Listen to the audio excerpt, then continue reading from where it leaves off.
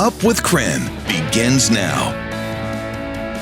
Happy Tuesday, post-Monday, I like to call it. How we feeling today? It's good to see you. I'm Tim Pham. I'm Nicole Hernandez. Honestly, Tuesdays are They're hard. They can't be hard. Mondays you're like refresh, and Tuesdays you're like, all right, pour another cup of coffee. Just got to get through the day. I know, seriously, let's get to meteorologist Thomas Patrick. Thomas, it's also kind of a meh weather day too, right? Yeah, so pour me another cup of coffee because, all this cloud cover, it just kind of makes me feel a little bit droll at the same time because it's like, I wish there was some like real weather to forecast. Like, if it's going to be cloudy, at least snow outside, right? Well, in some cases yesterday, it kind of did. Like, it's literally getting so cloudy, those clouds are just squeezing out some snowflakes. So we'll call it flurries at most. Still could be possible this morning because of just how cloudy it is. Layers of clouds. It actually got cloudier this morning compared to yesterday, if that was even possible to begin with. But yeah, in a word, it is going to be quite cloudy again today. And even our temperatures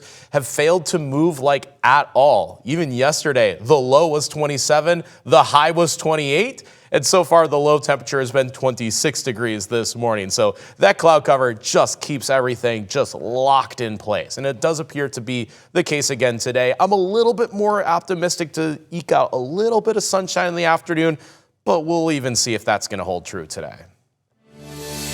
Taking a live look at traffic now at I-90 and Sprague this morning. It's still early, 6:02 now, and we're really not seeing anything in terms of traffic or congestion on our roads. So if you're heading out the door this morning, you're good to go. A quick alert, though, for you this morning. If you have kids in the Deer Park School District, they canceled 9 bus routes for this morning. The school district's website says they had to cancel routes 1, 5, 10, 11, 14, 15, 18, 20, and 21 because of unexpected circumstances. A KREM 2 viewer sent us an email that they got from the district. In the note, the district says it is experiencing an extreme bus driver shortage. And we have new info this morning about the double-decker bus crash over the weekend. 7 people had to go to the hospital after the STA bus crashed into a bridge. STA says the bus was coming back from Cheney before the crash. KREM 2 spoke to 2 victims of the crash. Both passengers remember thinking this was not the normal route. James McShane was riding on the lower part of the bus when the crash happened. McShane says he was thrown into plexiglass, cutting his mouth and face, even knocking out his front tooth. A police officer came in to give us the report and told us that James was actually hurt the worst. James, being the sweetheart he is, he said he was glad to know that he was the worst injured because at least he knew he was going to be okay eventually. The other passenger hurt was a student at Eastern Washington University. Megan Hubb says she was riding on the upper level of the bus when the crash happened. She says she got hit in the face by a plastic ceiling panel. Spokane Transit has now pulled all double-decker buses from the roads while this crash is under investigation. KREM 2's Brandon T. Jones live for us this morning. So Brandon, tell us more about how the morning commute could be impacted with smaller buses. Yeah, good morning, Tim, Nicole. You'll have to excuse my voice. It's a little bit shaky here this morning, but if you relied on any of these double-decker buses, things are just going to be looking a little bit different over the next few days here in the immediate future. So they're going to be changing up the routes. The double-decker buses will all be housed inside of the STA facilities, and that means Route 6 that travels from Cheney here to downtown Spokane will have less space on the bus. This route makes stops at Eastern Washington University, 4 Lakes, and the West Plains Transit Center. If you can remember, these double-decker buses were introduced to help meet the growing demand for passengers along this route and effort to avoid overcrowding. STA does have a service change alert listed on their website. There you can also find a full breakdown of the route and all of the times that those double-decker buses were operating on, which of course now will be those smaller buses. For now, though, reporting here in Spokane, Brandon T. Jones, KREM 2 News. The time now is 6:05. Happening today in Olympia, a Washington family will testify in support of Senate Bill 6070. It's a proposal that would create what's known as purple alerts for missing adults with cognitive or developmental disabilities. So the bill was inspired by the disappearance of 21-year-old Jonathan Wong, who vanished last March. His family says he has the mental capacity of a 9-year-old.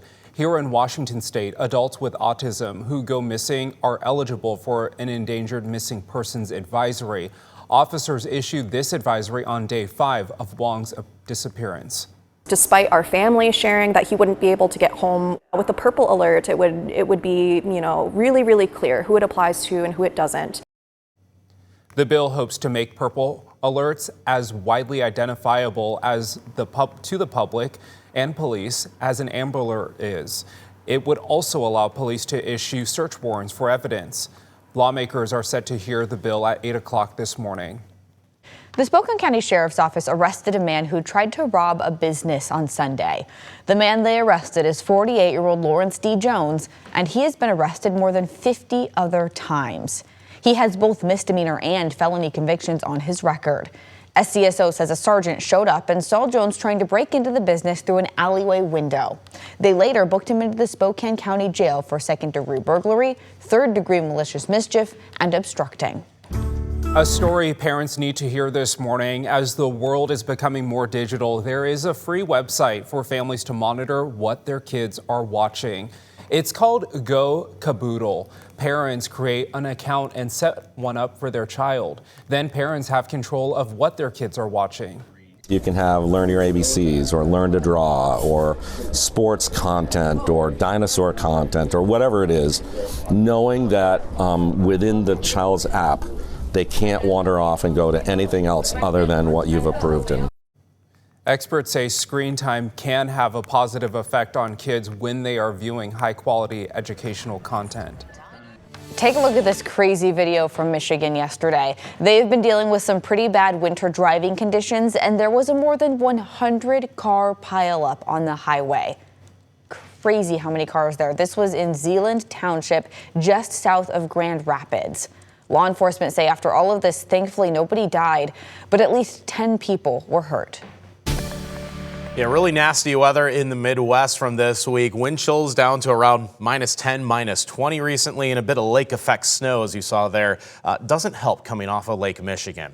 As of the Northwest weather, it's just been straight cloudy here recently and continues to be so this morning. Literally overcast skies and a current temperature of 27 degrees. That's exactly what we had yesterday morning as well. I'm a little more optimistic, just a little, to get maybe a little bit of sunshine this afternoon.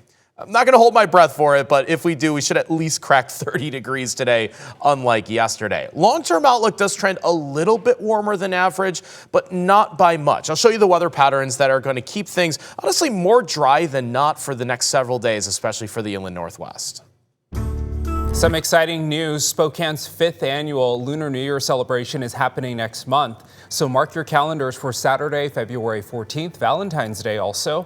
There will be food and live performances. This will be at the Spokane Convention Center from 11 in the morning until 5 at night. Admission is free, and I'll actually be emceeing the event, so I hope to see you there.